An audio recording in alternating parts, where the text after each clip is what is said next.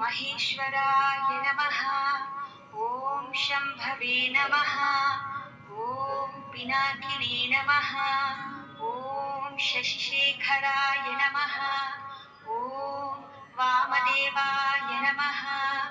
ॐ विरूपाक्षाय नमः।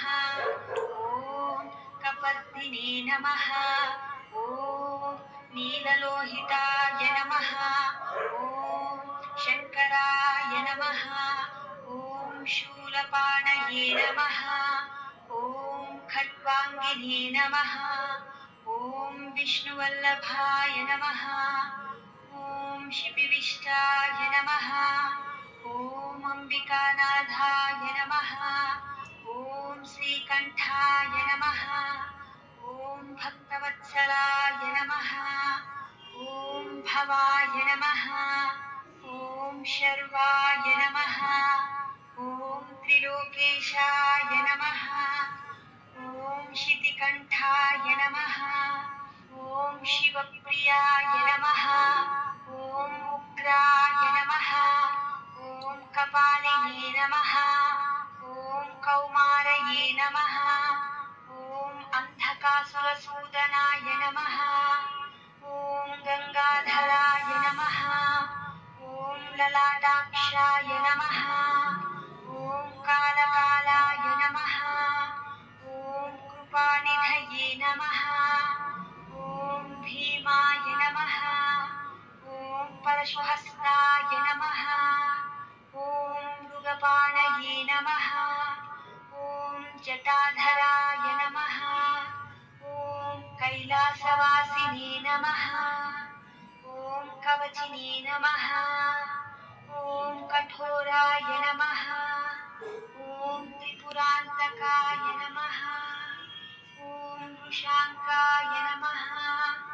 ॐ वृषभारूढाय नमः। ॐ भस्मोद्धूलितविग्रहाय नमः। ॐ सामप्रियाय नमः। ॐ स्वरमयाय नमः। ॐ त्रयीमूर्तये नमः। ॐ अनीश्वराय नमः। ॐ सर्वज्ञाय नमः। ॐ परमात्मने नमः। ॐ सोमसूर्याग्निलोचनाय नमः। ॐ हविषे नमः। ॐ यज्ञमयाय नमः। ॐ सोमाय नमः। ॐ पञ्चवक्त्राय नमः। ॐ सदाशिवाय नमः। ॐ विश्वेश्वराय नमः। ॐ वीरभद्राय नमः। ॐ गणनाथाय नमः। ॐ प्रजापतये नमः। ॐ हिरण्यरेतसे नमः। ॐ दुर्दर्शाय नमः। ॐ गिरीशाय नमः। ॐ गिरिशाय नमः। ॐ अनघाय नमः। ॐ भुजङ्गभूषणाय नमः। ॐ भद्राय नमः। ॐ गिरिधन्वने नमः। ॐ गिरिप्रियाय नमः। ॐ कृत्तिवाससे नमः। ॐ पुरारातये नमः। ॐ भगवते नमः। ॐ प्रमदाधिपाय नमः। ॐ मृत्युञ्जयाय नमः। ॐ सूक्ष्मतनवे नमः। ॐ जगद्व्यापिने नमः। ॐ जगद्गुरवे नमः। ॐ व्योमकेशाय नमः।